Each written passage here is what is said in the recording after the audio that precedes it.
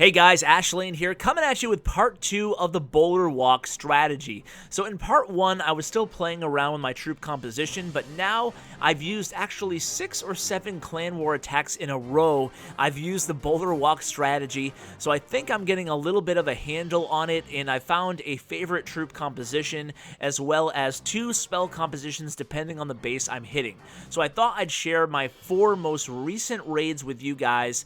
On this war, I actually hit 2 Town Hall 10s for 3 stars because I don't know about your clan wars, but in our clan wars, if we can have our Town Hall 11s 3-star all the Town Hall 10s, we'll usually win. So that's why I wanted to show you these replays, although I will show you against a Town Hall 11 as well. So you can see on this base, I thought about starting from the north, but then these walls over here, they're hard to navigate through 3 layers of wall, so I decided to start from around 3 o'clock instead, kind of near that army camp over there, and I moved to 6 o'clock and enter in over here using earthquake spells. So notice the army composition. I've actually gone from using 7 or 8 bowlers down to 6 because I found that 6 still do the trick.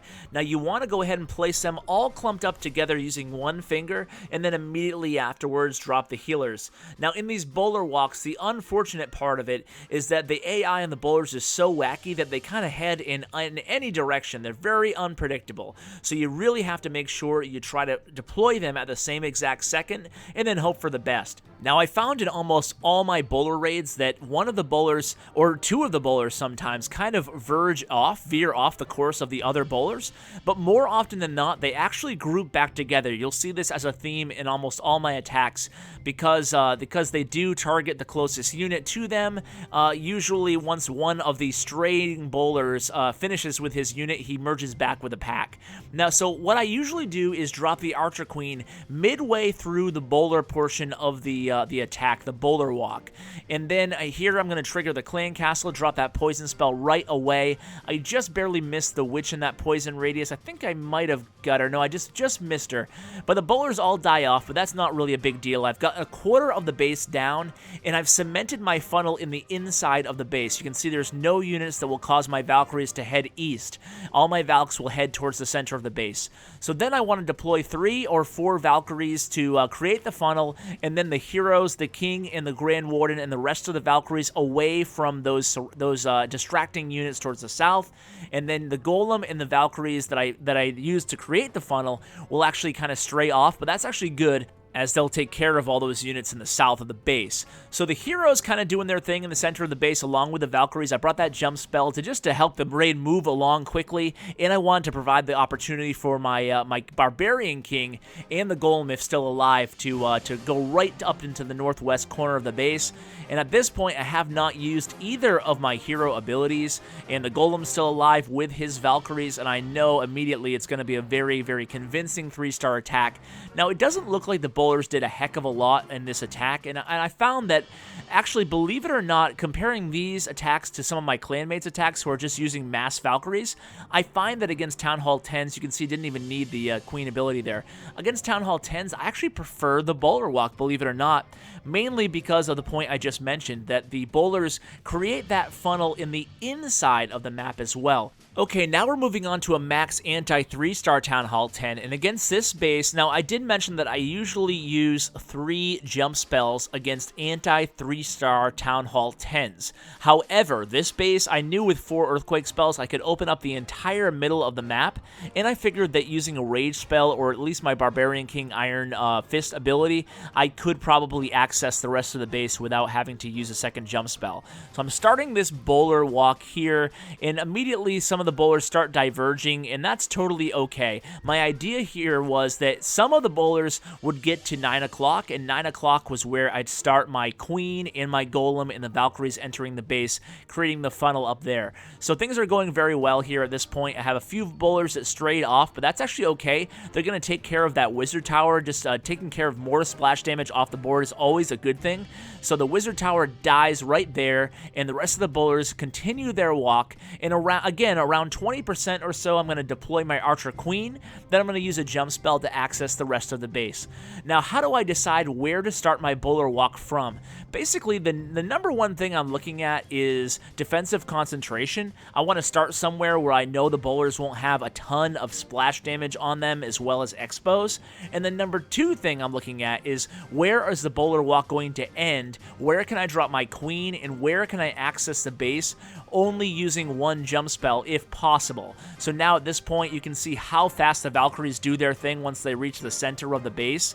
And then the map it closes my troops off a little bit, and that's really not the end of the world. It's going to take a second or two for the troops to break through that wall, but when they do, most of the base will be accessible from there on out. The queen is doing her thing in the north with the healers sticking with the queen. That's the nice thing about the bowler attack or the bowler walk, is that the healers, once the bowlers die, usually transition right to the queen because I'm placing the queen before the rest of the troops, and then the healers will naturally target the next closest unit that is under fire, which is usually the queen. So that's how it's going to work out these attacks. And you can see the queen, full health, totally fine here. Valkyrie's still alive, everything looking great, and it's a nice 3-star attack. And this is, like I said, this time I use 7 bowlers. Most of the time now I'm using 6, but let's go to the most recent war, actually, and just show we lost by 3 here. We were at a little bit of a disadvantage in the matchup, but Dutch Army was a very good attackers as well. So I'll show an attack against a totally maxed out anti-3-star Town Hall 11 here, and even the Infernos are max. And what I kind of did here was a poor man's version of the bowler walk, meaning that I played it really, really carefully. I wasn't shooting for 3 stars on this attack. I just wanted a decent percentage 2-star attack against this maxed out base that was a pretty difficult base design in terms of everything being 100% maxed, and in terms of the getting to the core and keeping your troops alive against all that damage that will come raining down on them. So I decided to start the bowlers right over here, and again, placing the bowlers really close together and placing the healers immediately afterwards. I always use the rage on the bowler walk. It doesn't seem like it makes a huge impact. It might not seem like it makes a huge impact, but it actually does. It really speeds things up so you have extra time, and they do a heck of a lot of damage under rage. Now, again, with this attack, going in, I had planned on keeping the bowlers alive. That's why the bowler walk was so short. I did not want them to die like I do in the Town Hall 10 attacks. However, I wanted them to merge into the rest of the army and then stay alive under rage for the center of the base. So now I'm dropping my Earthquake spell. I'm going to drop my first rage spell, my second rage spell, and I use my Eternal Tome ability as soon as the troops entered the base. Now, it's very, very, very important to remember that if you're going to use any kind of Valkyrie attack, you need to deploy the Grand Warden immediately after the Valkyries, like as if the Grand Warden was a Valkyrie himself. I even see some people deploying the Grand Warden before the Valkyries because it's so important to encompass the Valkyries with your Eternal Tome ability. Otherwise, your raid could totally die down. So you can see 60%, I think I get like 62 or so percentage. Queen died off, they kind of veered in separate directions. Either way though, I was happy with the raid as I just wanted a decent percentage safe 2-star attack. So that was the idea there, and the bowlers did a lot of work after the initial walk portion. And then I'll show you another 3-star against the Town Hall 10 as well. So this is another anti-3-star Town Hall 10 base. This time I wanted to bring you this replay because I used 3 jump spells against this base. I really couldn't find an area where I thought it would be advantageous to use 4 earthquake spells, and using 3 jump spells certainly gives you more flexibility in terms of mid-raid mobility. So my idea was to start the bowler walk around 3 o'clock because I knew those army camps would keep them going towards the south, and then from the south I could use 3 jump spells to pretty much open up the entire base. And if I used a rage spell early, I figured I could move the attack along fast enough where the bowlers would actually stay alive because there's not a heavy concentration of defensive DPS at all towards the southern half of the base here. So if things are going great right now. The bowlers really quickly take out that entire compartment except for the elixir pump there, and some of the bowlers are going to go into into the base, and some of the bowlers are actually going to continue.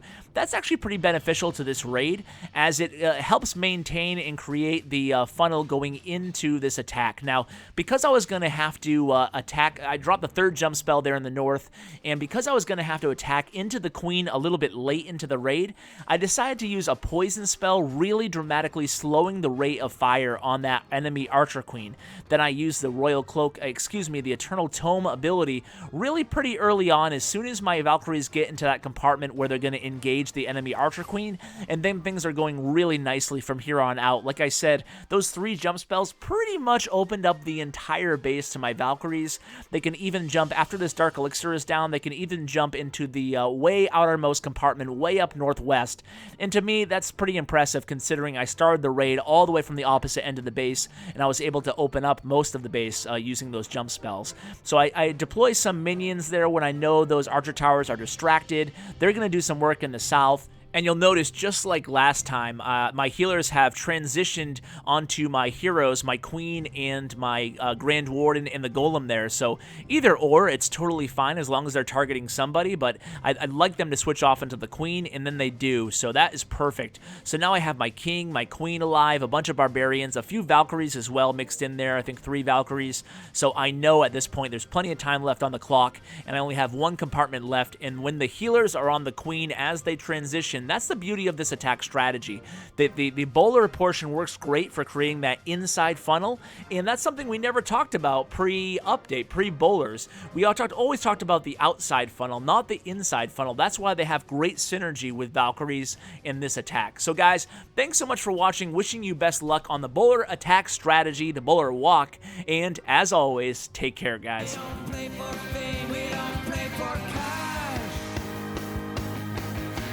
Play for the glory and the crash of the eye.